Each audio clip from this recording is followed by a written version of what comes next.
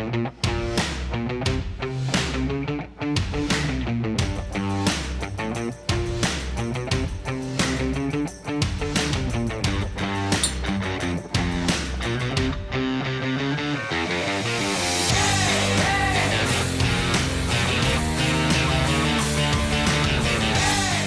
and welcome to episode 4 of Monkey Business Show.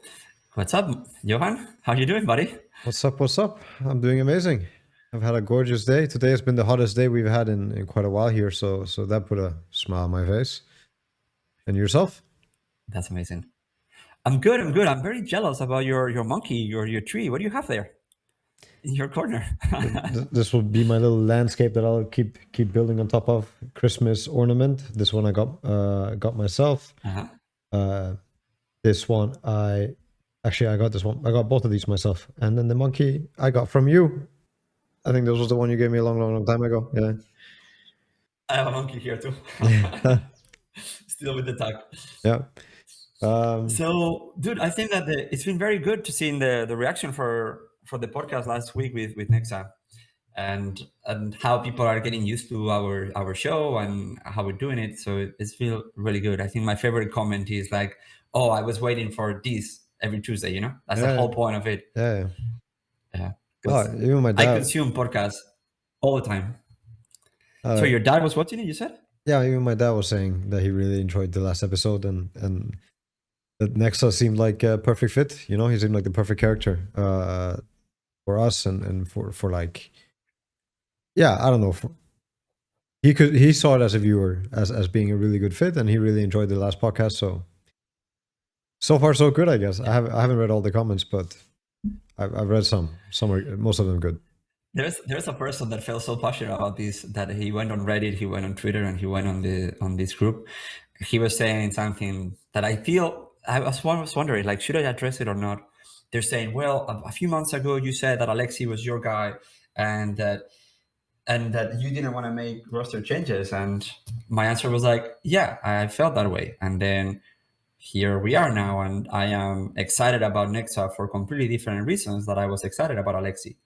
And it doesn't mean that I'm trying to sell anybody that Nexa is better than Alexi, or that Alexi is better than Nexa. Is that you gotta be excited for how different they both are, and that they bring completely different things, you know, to the roster. So I don't know. I feel that I am allowed to be excited about Nexa, even though we might not have Alexi. Well, we don't have Alexi. But anyway, all human bodies contain a certain amount of salt, and some of them just more than others, you know. That's the meme. Even though I have to say my favorite meme this year is the I'm Esports. I am Esports. That's a great one. So what's going on there? Is he gonna go to events after his adventure?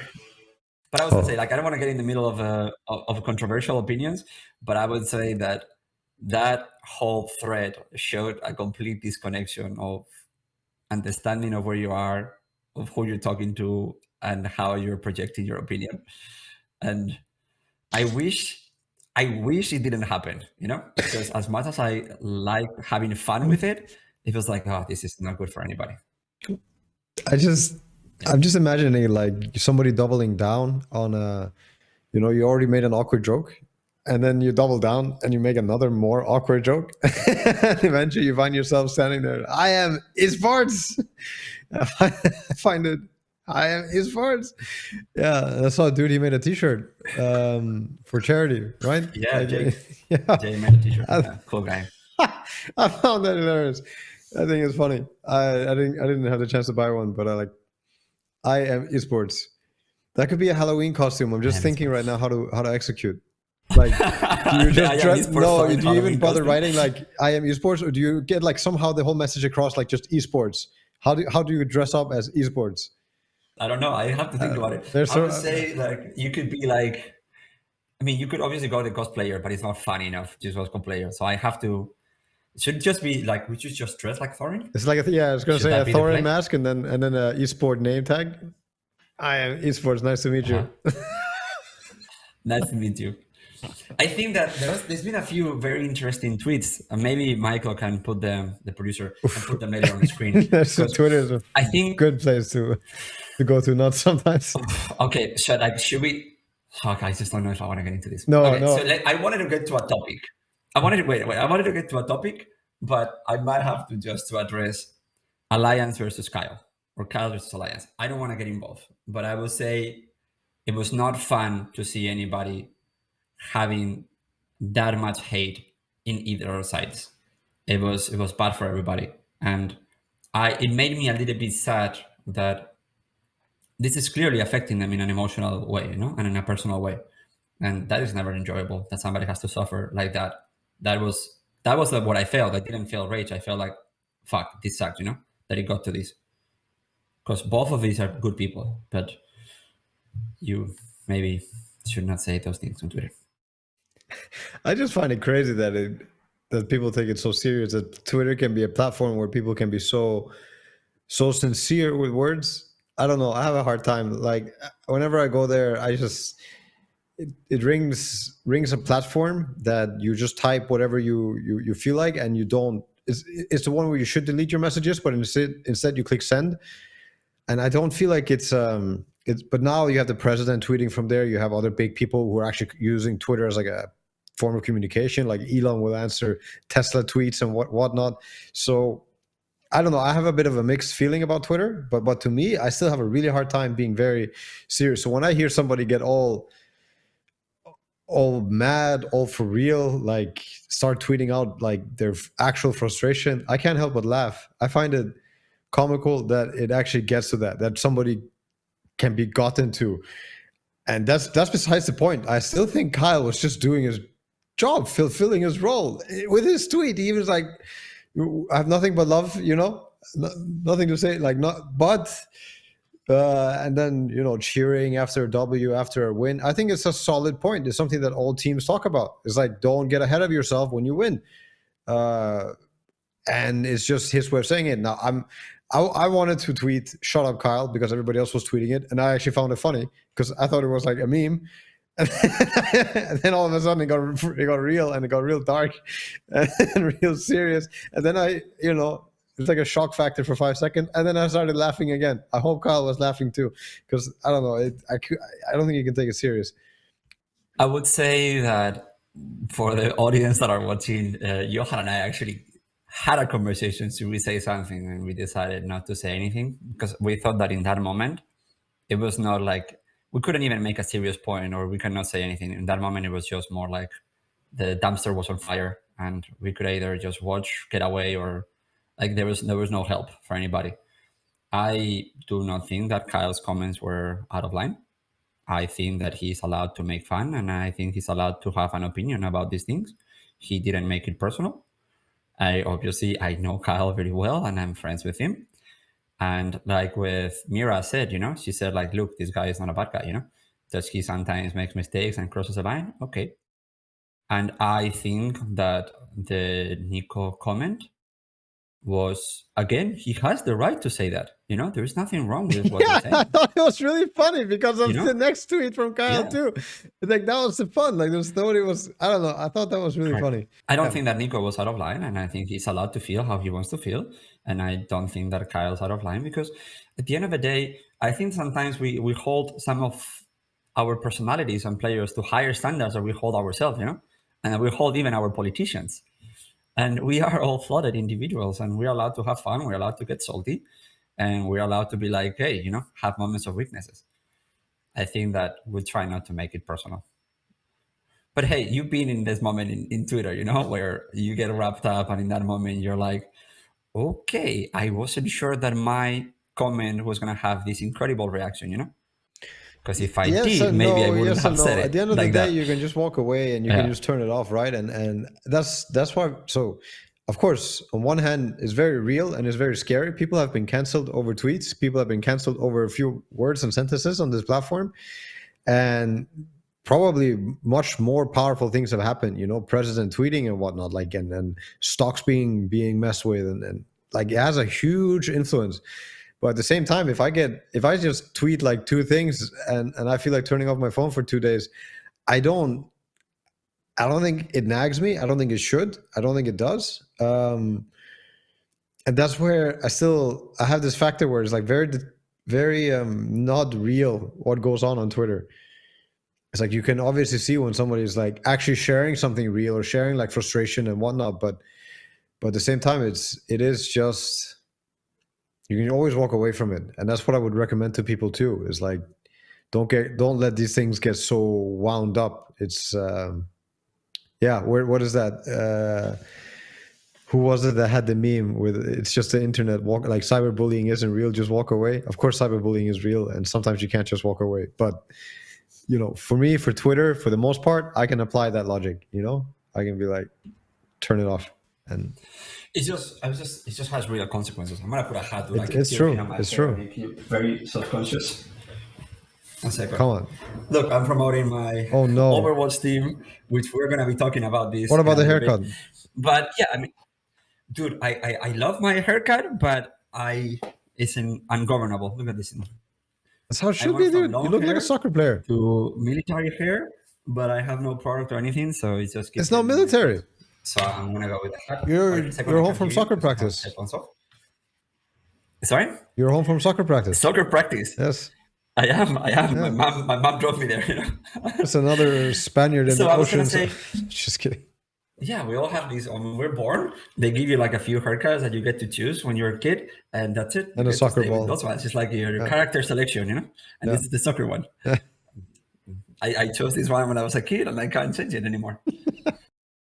So what I was going to say to wrap it up is that obviously online conversations have real consequences, which is why people have to be careful.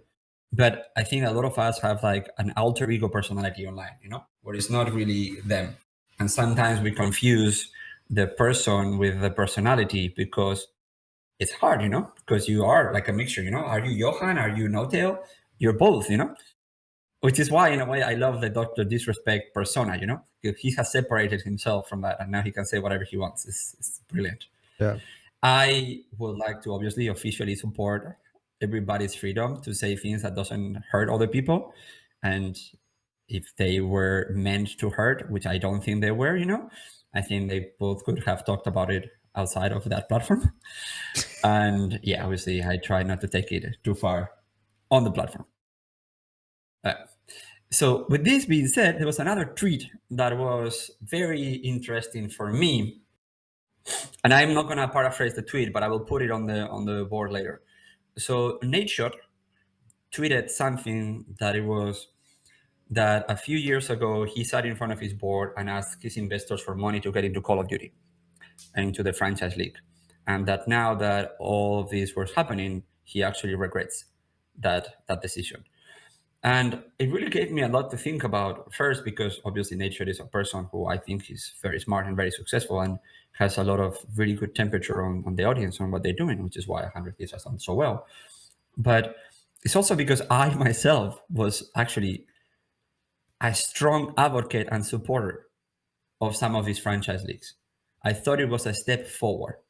And I thought there was a lot of very smart people behind these products, and now it's blowing in people's faces. And I wonder what went wrong, just from an intellectual place, because I didn't see it happening. I didn't see that we were going to get there. Johan, so when we started looking about franchise leagues and you heard that Overwatch was going to launch, Call of Duty was going to launch, obviously League of Legends franchise, what was your feeling as a competitor and where you were in that moment? I still have the same feeling that the game needs to have at least a certain level of quality, replayability, and be what I guess you could call a good game before it will have an easy time sustaining itself. That's very obvious, right? If the game is not good, the player base is not going to be high nor not be very committed.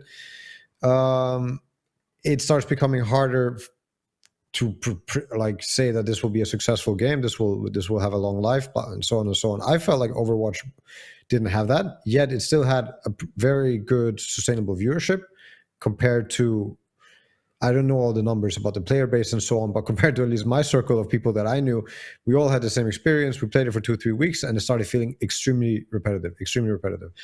Then you have other games that I think, for example, League of Legends is pretty good game, but not the best. Obviously, people really like it, but I think Riot is an expert in in making a game have like a good competitive, or this is I guess their first venture, Riot's first venture into trying to make an esports scene, but they made, I think, a very, very healthy, good esports scene to carry even the game that might not be ultimately the best. And what I would then take my examples being Counter-Strike and Dota being extremely good games with communities that basically carried the competitive scene, the esports scene, started and carried it. I want to say, Valve, of course, have been involved, and Dota wouldn't be what it was if not for Valve, and they also moved the whole esports scene with TI. But still, I would put this as like a super tier type of game. And there are other games like that, I guess, like where you just have the game quality and the game being what people really, really follow. I think people follow League for also the LEC and the worlds and like the whole competitive scene, and maybe also for a lot of other reasons. Now you have Arcane and whatnot. You can see that they're really good and doing a lot of things as a company, also to promote the esports scene's longevity and the health of the game. So yeah, what did I think of Call of Duty? And I don't have much of an opinion on Call of Duty. I have very little experience, but I was always very worried with Overwatch, just because I played the game, and then very worried with anything that Blizzard would touch, because I think Blizzard has been a messed up company, like very messy in terms of decisions with their games, decisions for their fans, and that's outside all the controversy with the company that came out too. That was before I had that opinion, but now even more so. So yeah, I'm more in the heart of LA Valiant, which is one of the teams in Overwatch. I was there on the first season as the vice president of content for Immortals, and I have to say I love Overwatch. I think it's the most beautiful game ever made. I don't want to talk about the playability because obviously I see it from the other perspective, but as a media product and as a game, it's amazing. It's gorgeous. It sounds amazing. The maps are amazing. Every hero, every character has voice lines, hitboxes, heights that affect your playability. You see differently from different angles. You move differently. You breathe different. When you are inside of Wisdom, you can feel the heavy breathing. When you move, you hear the toom, toom, toom, toom. And I thought it was an amazing experience. I can't speak because of the playability, because I agree with you. When I play a game, I play 30 hours. That's it. Yay, I played this game, But I would say my experience was wonderful. Working on Overwatch Season 1, I thought it was wonderful as well. Everybody was trying to do something really cool, community-driven. There was a lot of really solidarity and inclusion that we did in LA Valiant, and I loved it. Now, as much as I love the game and as much as I actually like what Blizzard was saying, problem is that when the moment that you make a franchise and you make people pay for it and all that, you have to create regulations so everybody obey by those. And that's when the game becomes very constricted, because then there are no teams that have a space to get in, and there is no new stories that get in, and there is no new people with new ideas that can get in. And the people that are in have a very low ceiling of things we can do, You have to standardize everything. So it lacks life and it lacks community, which is what you said. So if you want to do what Riot did, which is make an exclusive league, the same thing goes there, right? You have no other leagues, you have no other tournaments that goes on that are worth anything compared to LEC or Worlds. If you want that to work, then you really got to hope that the publisher cares and knows what they're doing and will execute this. Because if not, there's no room for the community to do it themselves. There's no room for the game to kind of grow to its potential. Meaning, if the game is really good and has a huge following and has a lot of people that care and want to play and want to do mods, want to do tournaments, the game will grow. The game will get bigger. The game will become more history to it. But if you are developer will say there's only this one league, this one tournament that you can participate in that's worth something in our game, you have to be here. Then you rely on them, you depend on them to do a good job. And if I was depending on Blizzard, I would not be very happy. Yeah, but I would say you said something very interesting, and I want to really horn into this. Game versus their ability to run a tournament and a community. I think Overwatch as a game had all the ingredients needed to make it a real exciting competition. And funny enough, and this is a very controversial opinion, I still think it has it. I believe on Overwatch. I don't know if I believe with the 20 millions, but I believe in Overwatch because I think it has a very cool fan base and the game is very PG and the game is really beautiful. And I think it could do something. I could see them having a second win by the time Overwatch 2 comes out. But you're right. There is one thing that League of Legends has done maybe better than everybody, maybe better than Valve. I think they've been able to make a very exciting scene around the game and making a lot of products around the game in which I consider the inferior MOBA, you know? Probably they have constricted slightly, but there's no way around it when you want full control and you want, this and that. But they have grown a lot. They have actively done things. I'm not fully into what they've done, but I've heard that they've done things for community based. They make these, smaller mini games themselves and make sure they work and they run. They have like very good ways to introduce heroes to kind of like get them in the game quicker and help people like understand and not feel behind. So again, like new player entry, new player welcome, much better. Whereas, yeah, sure, before last year's DPC and this year's DPC, the ecosystem for Dota was a lot better. As a nerd who wanted like a lot of story, I dare to say, I don't know everything that went on in League of Legends and everything, but like I just know that in Dota, so much has happened in the past. Also because there's not been control, there's not been exclusive leagues. There hasn't been any leagues, and this is just made for so many storylines, and is made for so much to talk about, and so much for tournament organizers to do, for fans to again, they spark new conversations. They talk about new things, make up new stories that might not even be true. And I feel like it's kind of unique, to the games that have not been smothered, smothered. Yeah. So why do we think that League of Legends is in ways more successful than Dota? It's because the game is easier to play. It has like a less steep learning curve at first. The map is cleaner and in a way it's easier to see things. Like, dude, I've been playing Dota for 7,000 hours and I continue to find things every day. But I was like, didn't know this was here. But yeah, like they have. What is it? Because they obviously have a easier time for new players to get into the game. I don't know if there's also something to do with the communication, the chat, the general the general vibe as a new player, because it can be also that part can also be very hard in many competitive games, but it for sure is in Dota. But more so, I think it's the advertising, the tutorial system, and like the how the game is trying to teach you things, teach you how to play heroes. There are of course some explanations in Dota and some explanations in the client that you can learn from, but Valve has not been doing a lot of work on this. And when the community went ahead and made a new tutorial, Valve's new patch kind of botched it again. So there's the community is always behind, trying to catch up, and Valve kind of being in control and leading the charge. They don't really carry that responsibility well enough, I want to say. So that's another thing. What else does Riot do well? I think they hire people. They have a lot more people working.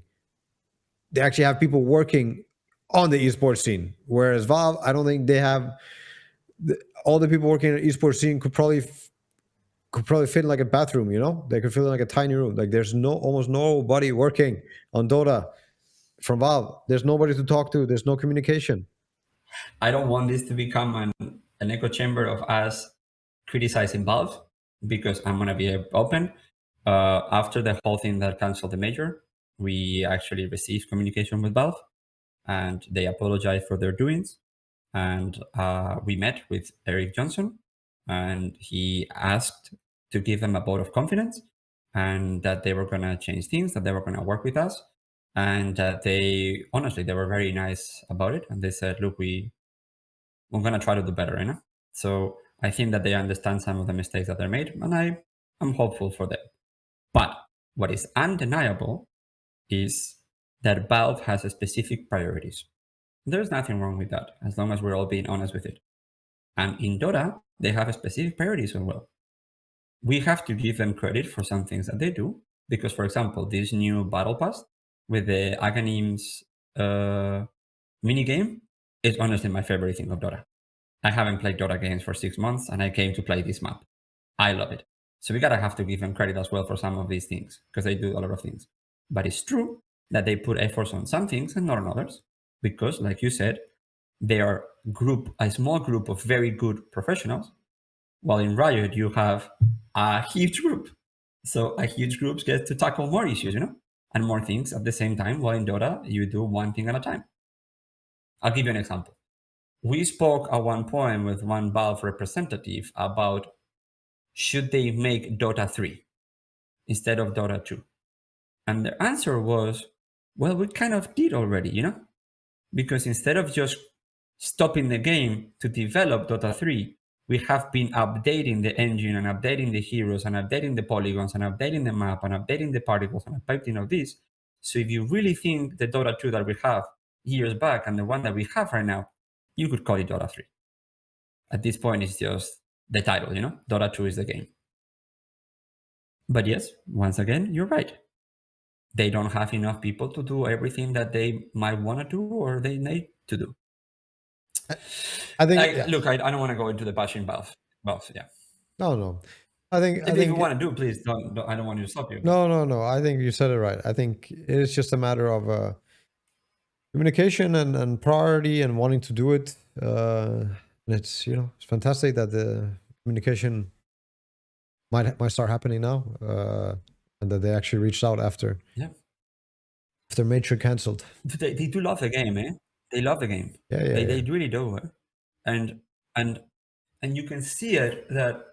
Oh my God! It's like I want to help them, but by me trying to help them in a way, it puts me in a place where it's like, do I think that I know better than them? Because I don't. And look, this is the best compliment that I can give Valve. There's a lot of ways that OG mimics Valve, because we were inspired by them and some of the things by them.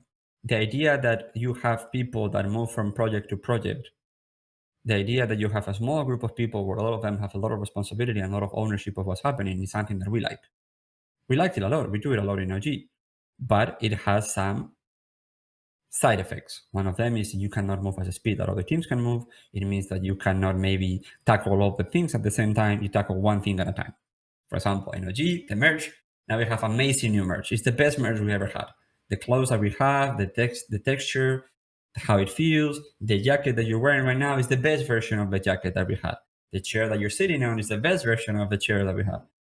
But I know we should be doing, maybe we have done this 2 years ago, but it's just there's only a finite amount of people that we have. I know that I get all the time messages, please open a Southeast Asia store, which I should have done already a year ago, but I've not been able to successfully guarantee the pricing that I want, the quality that I want, with the products that I want. Therefore, I don't launch it. So in a way, we're actually very mimicking a lot of them, is we can't, in OG, we have to hold ourselves to very high standards. Our products have to be good, because that's the relationship that we want to have with the audience, which means that we tend to be late on most of the things. The Christmas sweater this year, by the time it came out, it was the 25th, and we were trying to figure out how to make it happen. So look, I feel solidarity for them. But as a person that is trying to leave from Dota, I'm like, okay, I feel solidarity, but can you actually fix this shit, Because I actually have to run a business and it's affecting all these kids and all this. When I saw the messages from Boom, is that the mid player from Ticos? Oh yeah. I think so. Yes. Let me double check. I'm so sorry, dude. You're a superstar. I'm bad with names. But yeah, when he flew over. Yeah, Boom. Yeah, so Boom was like saying that I think that on my deathbed or when I'm old and I look back into my life and I look about what is the worst mistake that I ever made in my youth, will be becoming a Dota player. I was like, oh my God, dude. Czech Republic. So yeah, he flew. They all went to US, right? No, US. What? No, Boom is Ticos. It's Ticos. Ponlo was the one that went to US. Oh, excuse me. But yes, so in a way, I think it's undeniable, and I think Valve understand, that the top superstars of our game, including these gentlemen, including all these guys, like they gotta be able to make a living out of this, they have to. They're very, very special people, and they do something really special that we love, and I think that we're all at the end of the day lovers of Dota and appreciators of Dota. I can see this kid playing, I'm like, this guy is special, and I want him to make a lot of money, absolutely. So going back to Valve and League of Legends. Okay, so we have League of Legends, that is a game that I think the scene is better than the game. And I think that they've been able to really help the game with new players. I think the game is easier, has a less steep learning curve, and they made it really good. And you said that in a way, CSGO and Dota is community driven. I think CSGO is literally the textbook example to teach people about this. Because I don't think CSGO was supposed to have this shelf life.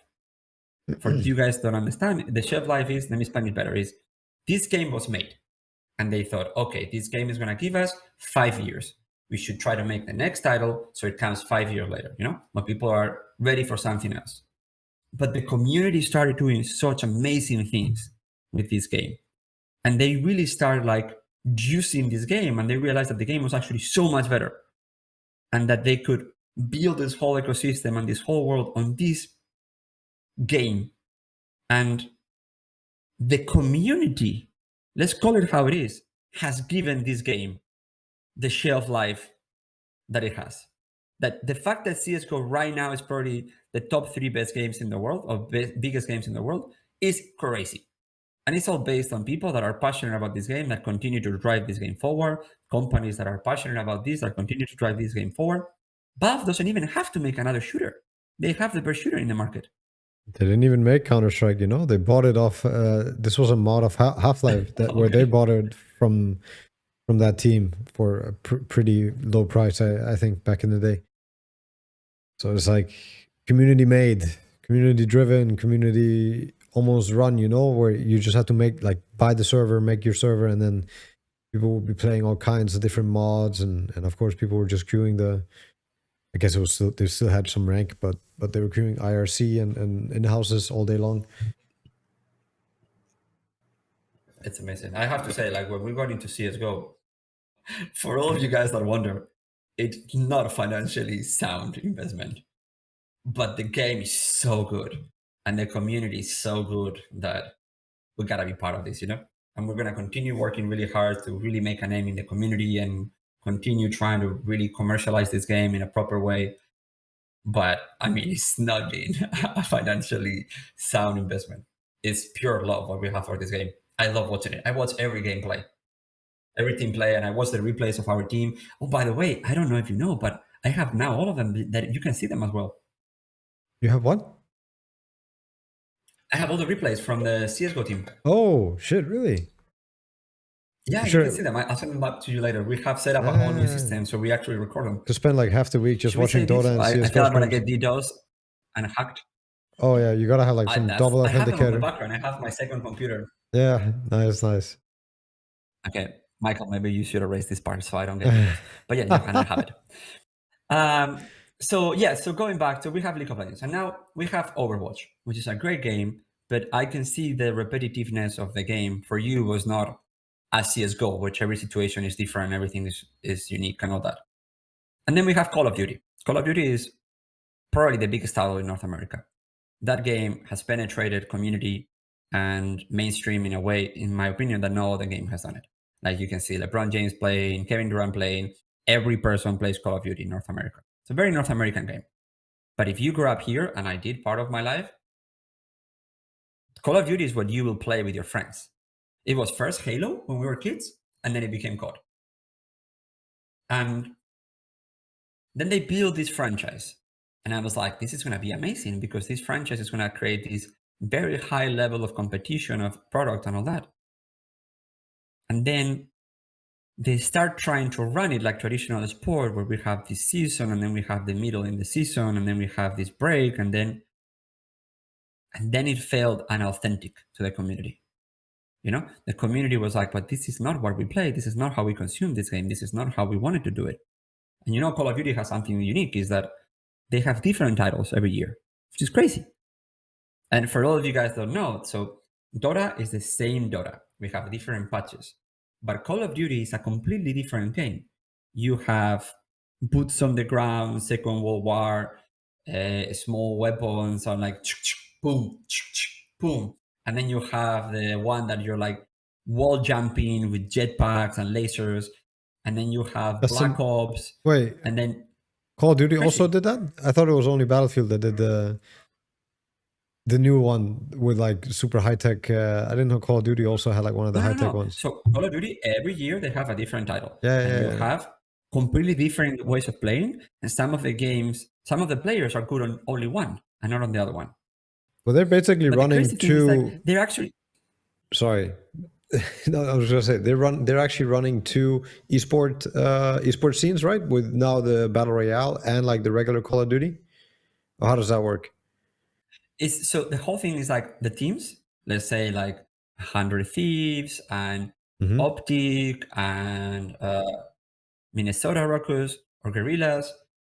They all have the slot and they compete in whatever title is in front of them that year. So last year was one title and now it's another title, Vanguard, the new one.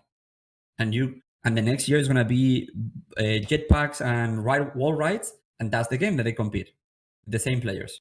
So you're literally competing in different games. Oh shoot! Really? So the battle royale game is not going to be there next year for competitive. So the competitive is always 4-on-4. So 4-on-4, 4 players of 100 Thieves are going to play against 4 players of LA Guerrillas. But there's a new battle royale, right? There's a Call of Duty battle royale that they made last year. That is not played really. Yes, but that is not what the league plays on. The league plays on the 4-on-4. But so my question was, they're running two esports scenes, right? When they actually have the 4v4. To be completely honest, I'm not that familiar. I'm not familiar with the battle royale part because it's not part of CDL. It's not part of the Call of Duty League. Oh, okay. I still thought that game got pretty big. I'm not sure. Yeah, it's really fun, but it's not like that's not the bread and butter of the Call of Duty League. Maybe I'm talking without knowing. Call of Duty League is 4-on-4 with whatever title is there. I gotta get educated on this. I have no idea. Sometimes it's Second World War, and sometimes it's jetpacks. Maybe we should bring a Call of Duty expert, but I have so little knowledge. From my experience, this is. In Europe, this is not a thing at all. Like Call of Duty is almost not a thing at all growing up here. It's a thing in France and it's a thing in England. Those are the two territories where they have a little bit of presence. Yes. I only know the French Dota guys. The Paris franchise. And they have English ones. And they have good players from England. Very good players. Some of them are really, really good.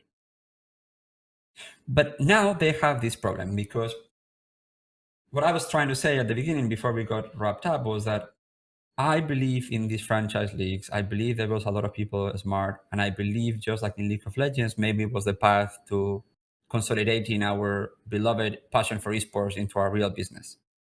But now that they are not working the way that is expected, then in a way it hurts all of us. But now there is this news that Microsoft is buying Activision Blizzard, which means that Microsoft is going to run, change, modify. Are they going to run it differently? I don't know. I'm super curious about it, and I actually have very little information about it. But how do you feel when you saw the news? I mean, I thought it was good news for the people that still enjoyed the Blizzard games and people who are still hoping for a real Diablo 3. Probably for the guys playing World of Warcraft 2. I don't know which business is bigger for Blizzard. I think World of Warcraft might be their biggest. But I think it's overall good for the general consumer, for the player. Like I think this company was headed off the slope and has been headed off the slope for almost a decade, if not that. Yeah, I think it's breath of fresh air. Hopefully they'll do a lot of things different in terms of game development and releases and stuff.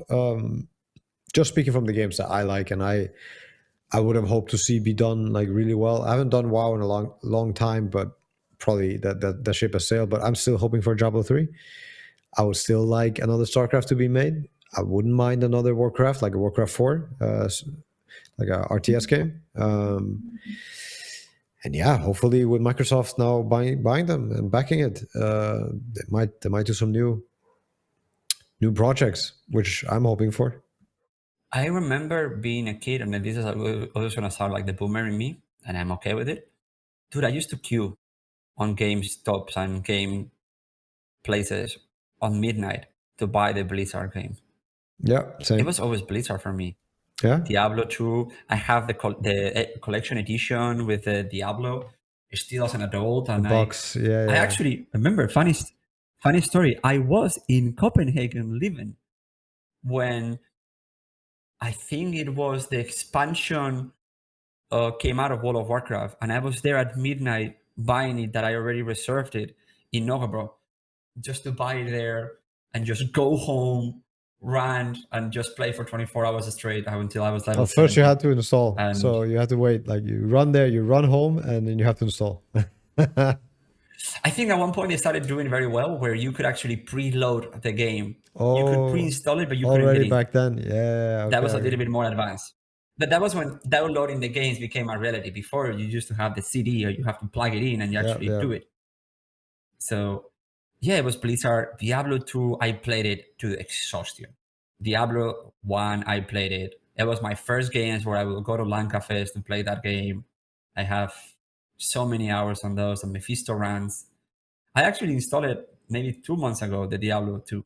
So when to you do were a few Mephisto runs. when you were Mephisto running and you got Yeah. into the dungeon, how would you decide which wall to start hugging, left or right? You remember? For me, it's actually I always go this clockwise. Okay, so you would actually hug the left wall. Clockwise. Okay, you're always hugging the left wall then. The right one. So I always came to Mephisto this way, on the right. Oh, you follow. No, that's counterclockwise. Counterclockwise. Oh, yeah, okay. Counterclockwise. Yeah, Yes, okay. yes. So same. I was hugging the right. When I went in, I would go right. Yeah. I just hug the right wall. Yeah. Okay. Yeah, that's how I decide how a person is. A person's personality is which side of the wall they started running by. Yeah. How do you get to Mephisto? And then World of Warcraft was a massive game in my life. Massive. I was a massive fan of that, and I was in one of the runs for first world kills in Lurker and in Ankirak, in some of those things. I put so many hours in that game. That was my university time in Denmark. Did you play a lot of Warcraft growing up? Like just the game, the RTS? Yeah, the RTS Warcraft? Yeah, I played... I remember playing a bit of Warcraft 2, but I definitely remember a lot more from Warcraft 3. And then Warcraft 3 Frozen Throne. I remember everything. Yeah, and then all the Battle.net games, like WoW, played all the tags, like the sheep tag, tree tag, so on, vampire hunter, vampire whatever, so many different custom games, Footman Frenzy, and then of course Dota started at some point. But yeah, that was a game changer, so to speak. That changed the game of games. Like having custom games, having people basically make games for you. That was the new clause that they made for their new Warcraft, like the Warcraft 3 Reborn or remake or whatever, where every game that was made in that client was gonna belong to Blizzard. So yeah, no, that was a game changer. I think it changed the childhood of me and all my friends, big time. All the different custom games we played. Yeah, I played so many arena heroes as well, which is what it became Dota in a way, and a lot of tower defense. I think for me it was tower defense. Line Tower Wars. I play all of them compulsively. What race do you used to play in Warcraft 3? I didn't play so much melee or so much of like the actual Warcraft competitive, but if I probably played the most human. Yeah, I played more human than the others. I found the orcs being the most boring for some reason. Orcs were so boring. Humans were good. I just didn't have the micro to pull that off, with all the sorcerers and priests, and I didn't pull anything off. You had to micro the shit out of them. I think I was like, How old were you when this game was? Yeah, I think probably from 10 started playing Warcraft 3 Frozen Throne, or it was pre-expansion, and then 13 I was at the Net Cafe playing Dota. Was that the first game that you nerd on? Like, what was the first game that you were like, okay, I have put way That too was many hours WoW. on this That was game? WoW. World of Warcraft for sure. Wow, Holy brilliant, smokes! man. Yeah. I played Which so much expansion or PvP. which part of the world? I played from vanilla. I played vanilla, and then until Death Knight patch. What was that again? Wrath of the Lich King, right? Okay. Mm-hmm. But we did the arena. I did the arena thing with some guys. There was one guy we played a lot. We played duos, Shaman Warrior, and then we played trios, Shaman Warrior Paladin. That was Burning What were Crusade. you? That arena came out, right? Yeah, I was the warrior, and we were freaking good. I dare say we got the world's first achievement for hot streak and hot streak. Yeah, well, for like I think for that you needed to win 10 in a row on all three different or something. I don't remember exactly how, but it was like world's first win streak achievement, whatever. Yeah, I nerded a lot though. I actually played. Sorry, I became gladiator in my PvP in Burning Crusade with Yeah. my hero. I play rogue. What did you play? What I play composition? elf rogue. So very funny that you mentioned. I'm sure that there's going to be some World of Warcraft nerds here, and they're going to say that I'm a silly little nerd. So in 2-on-2, I played with priest rogue. Oh, so you could dispel all the time. wow, so smart. And correct, I could never pull off the rogue mage. I was never skilled enough to do all the CCs properly. You mess one out and you will die. And I actually play druid rogue with me being the druid. Oh, because you can just see someone until the end of the world, you know? Yeah. That was my alter. My alt was the druid. So you could just grab them, root them, cyclone them, and then you turn into the bear, and then you run at them and stun them, you know, and then you repeat. So it was very, very interesting. But I obviously my rogue had to do all the work. And then on 3-on-3, that was the classic one, the priest rogue mage. That one was super classic. And if done properly, it was honestly unstoppable. If done properly, we would have stopped it. We could always stop it. Play for 15 seconds. Dude. Paladin was so play. broken. Holy smokes, man! Paladin was so broken. Paladin, Shaman, yeah, because Wind he Fury. bubbles, but you have to be ready. I remember. It was no. And it was then the on 5-on-5. That's sorry. Keep going. No, I was gonna say like it was the freedom thing from the Paladin, like the de-rooter, like so that the warrior just couldn't get CC'd. You couldn't CC him.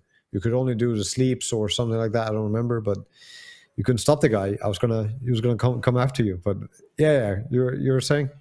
No, yeah. So that composition is like the guy is running at you the whole time, and you have the Wind Fury, so you hit double hit, and then you have the Mortal Strike. So by the time you go low, it's very hard to bring you up again, and it will drain your mana. But in Burning Crusade, remember the Warlock Druid Warrior was also super hard because they will just take all your mana out. You couldn't play. Yeah, there was a lot of the Warlock Druid also in 2v2. It was, and I don't think it was Warrior they were running with in threes. There was something else. Maybe it was Rogue, but the Warlock Druid was the slow death as well. Like it was this very slow dot. They could go on forever. They had a few threats of some burst play. I remember that, but that was the one that we had the most troubles with. Was definitely the Warlock Druid in 2v2, because the one that we were running with Warrior Shaman was not so. It was not the best, I think, but it was always winnable because you had some crazy burst potential if your Shaman was good and your Warrior would just learn how to Wind Fury proc. But in the cool thing about it, which I like, and it was very unfair, is that you could choose the items that you wanted.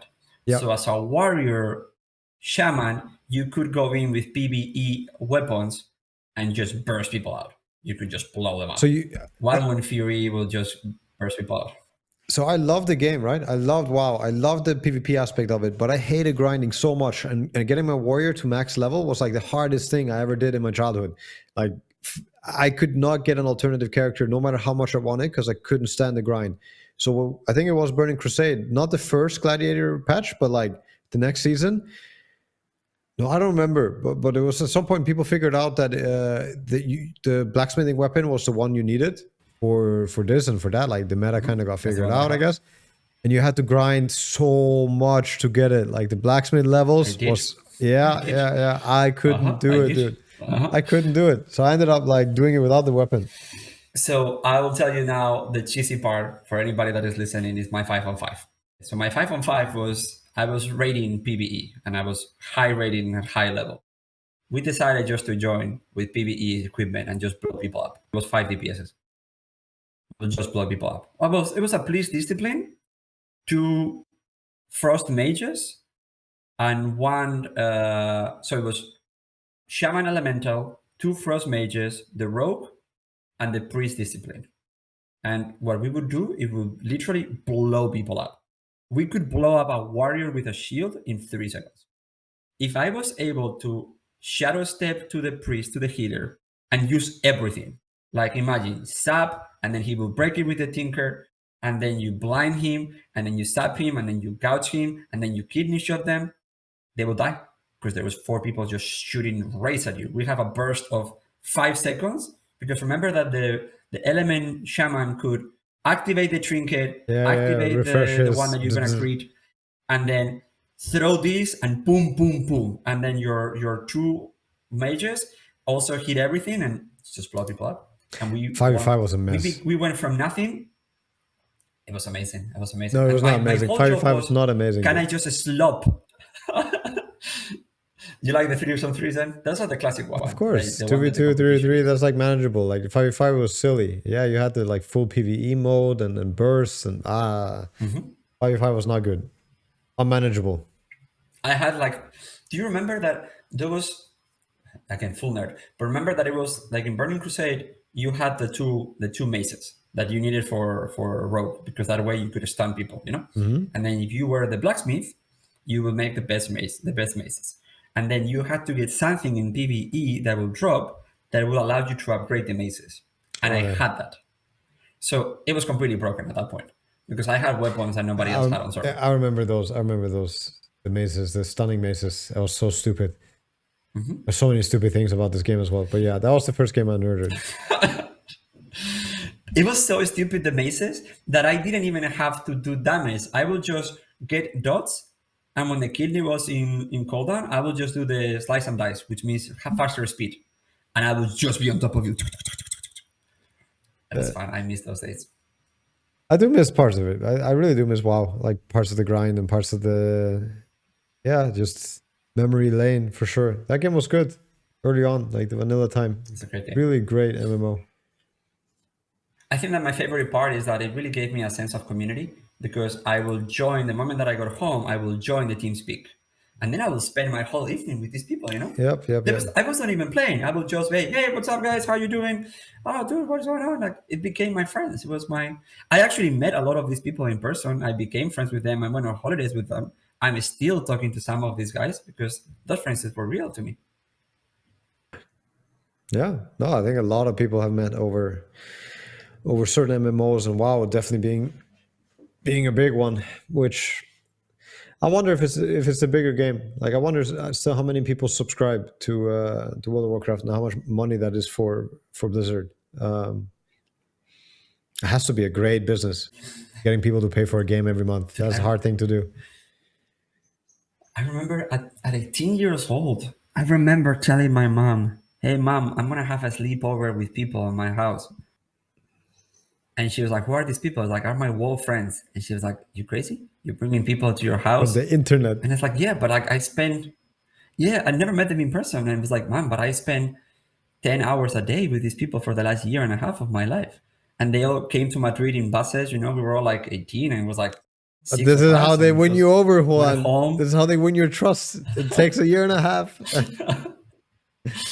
And then we were there, we ate pizzas and we watched movies, we watched anime, and then we went to play on a LAN cafe. Dude, this was my childhood. I love my childhood. This is honestly some of the happiest moments of my life.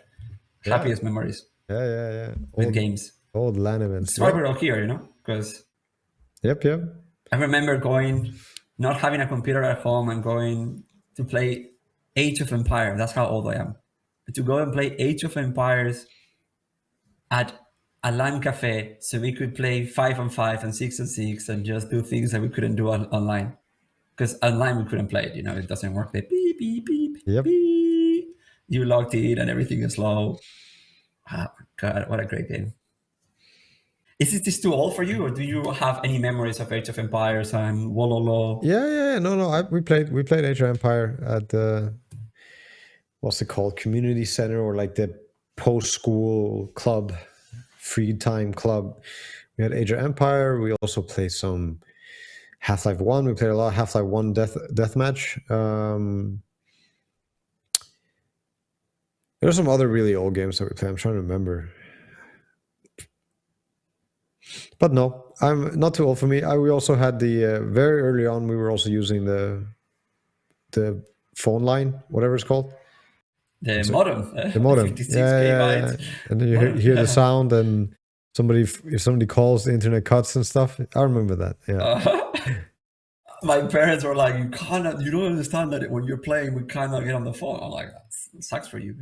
Yeah, and if somebody else Like, calls you, sounds like a they you cut it as well, right? They cut your internet, I think. Uh-huh. Yeah. Correct. But then they made these microfilters, filters, and it's not happening. And okay, I know that we segue into this, but actually I love this conversation. So Michael, I guess you're gonna have a longer podcast today. Did you play Graphic Adventures? Because that was my jam. Traffic Adventures. I played all the Graphic Adventures. I Graphic think they were called. Adventures. Monkey Island.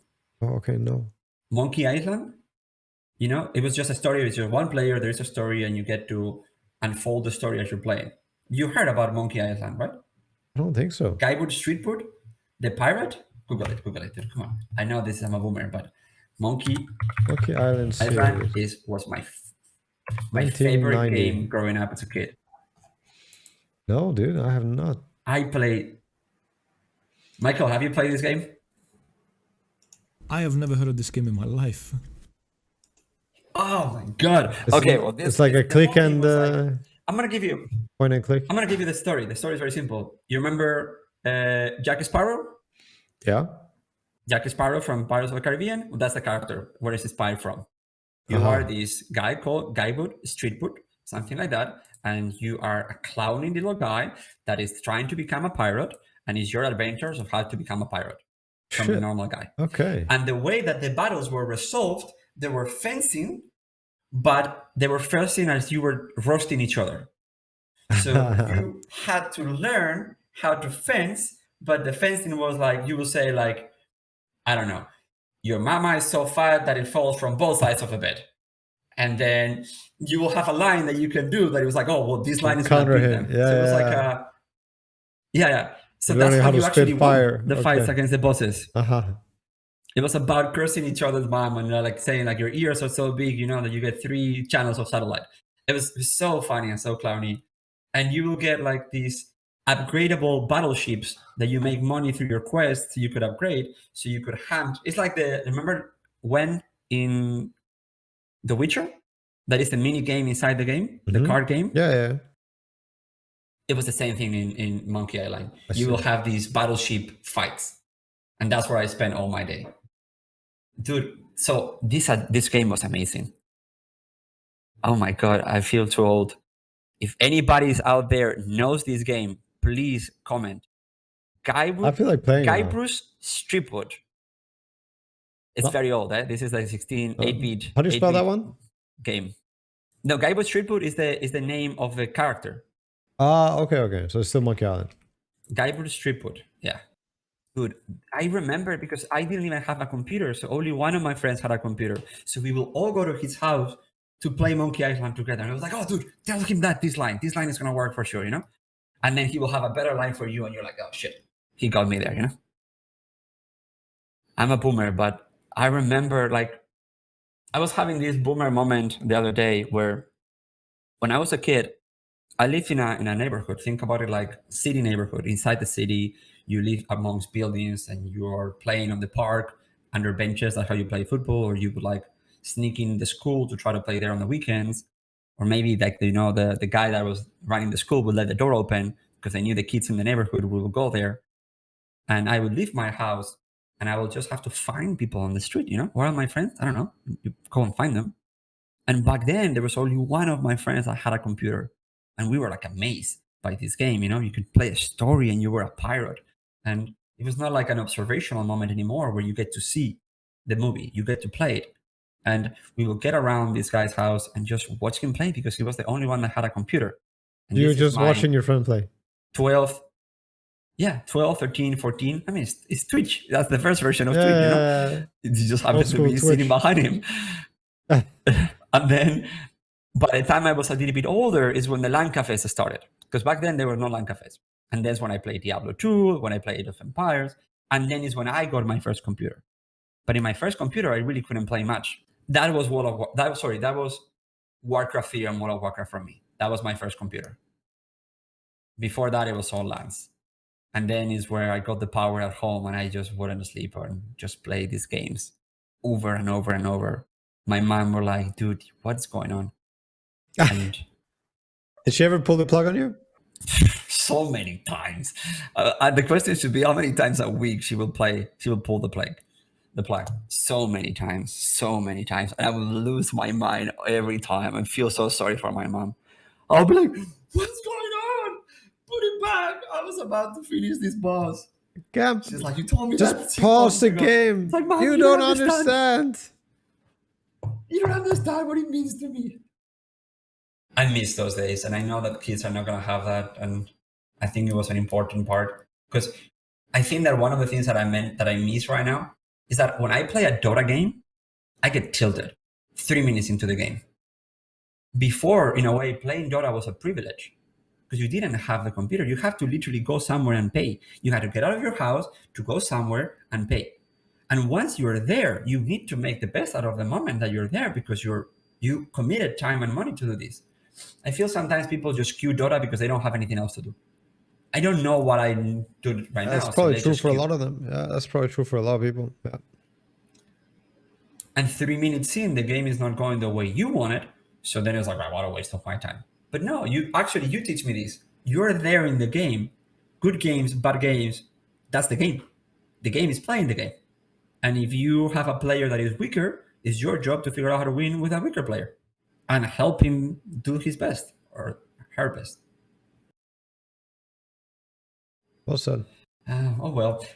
How far we are in the podcast? Oh my God, it's 1 hour and 5 minutes. And I have so many topics that we never really got to talk about. We never really got to talk about the franchise and about all this, but maybe we wrap that up. I think we should do a whole podcast on old games. But I have to show you the footage and I have to show you some of the gameplay. You can't. Okay, I like old games. Yeah. I mean, I have my own long list. Sure, I played a lot of games you haven't played either. I played so much of my childhood away. Look, can you open the link that I sent you? And Michael, I can send it to you later. But open it and put it on your screen. Yeah, I was on this. Yeah, I was on it. I was scrolling through this already. And click on 1 hour, 12 minutes, and 30 seconds, and you're gonna see the fighting and the cursing. All right. First, you'd better stop waiting it like a feather duster.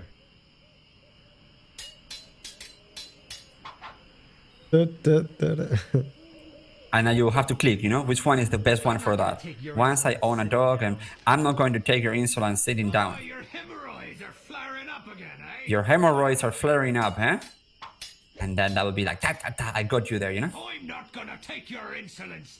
And I'm not going to, imagine just playing this game where you're just trying to curse this pirate.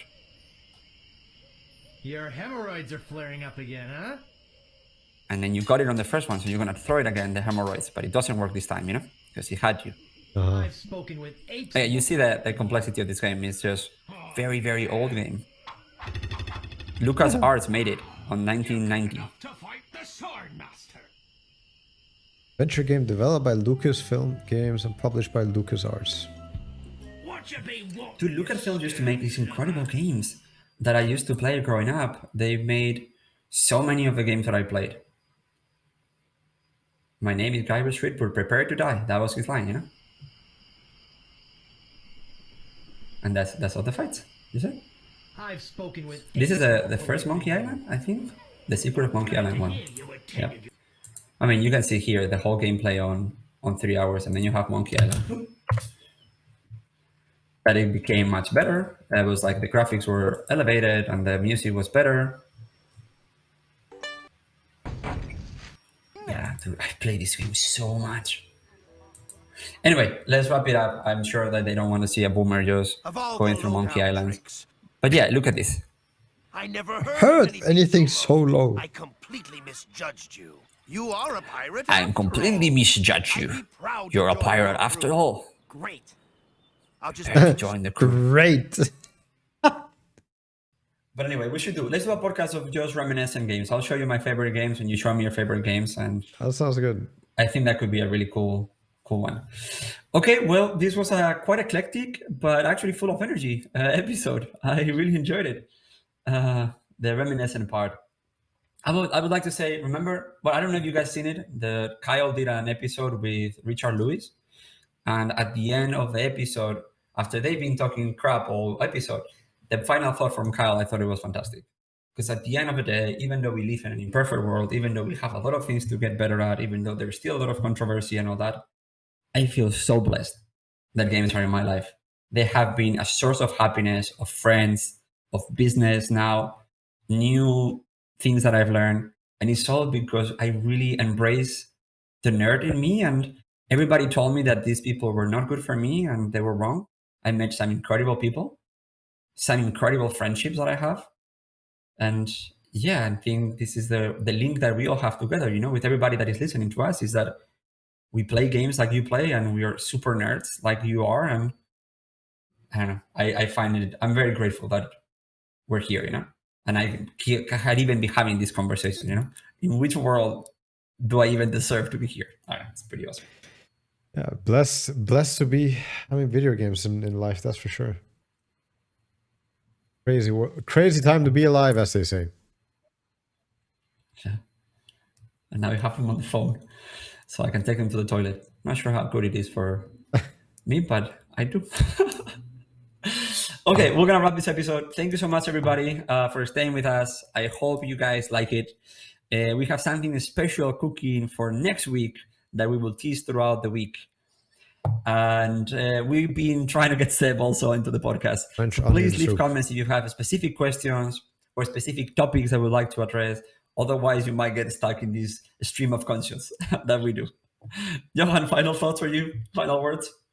Happy and excited for a new Diablo 3 or a real Diablo 2 remake or whatever might come in the future.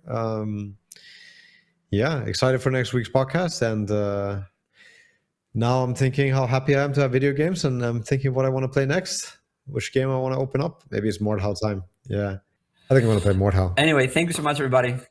Mordhau. Okay, sorry. We can't finish the episode. Mordhau is the bonding game that Johan and I have. I've never had so much fun in my life playing a video game than playing Mordhau with Johan. And I'm terrible at it. But even if you're terrible, you actually have things that you can do in the map, because you can just be whatever you want to be. It's like a Middle Ages kind of like castles and invasions and fighting with swords and with arrows and all things like that. And it's all in a battlefield and everybody's playing at the same time. There's like 40 people playing at the same time. Super game. Okay. It's a great game. Let's close this episode. Thank you so much, everybody. And I'll see you guys soon. Bye-bye.